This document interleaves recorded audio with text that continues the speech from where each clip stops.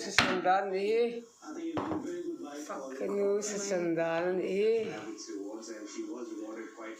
Kanu chu Sandal. Kanu ania. Thiam em. Kim em special em. Ai di kabai ba ko na tar mi suar di kan lo em di ka. Kapag mo oh di ka. Mo lo em. Kan sa ilay.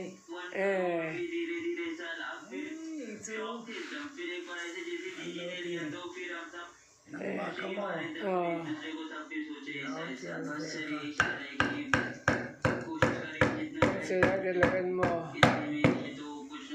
Yang sang kacang kan be kap turin tihan ka fry. Katan te don lo. Katan te don lo. Katan te kan di so.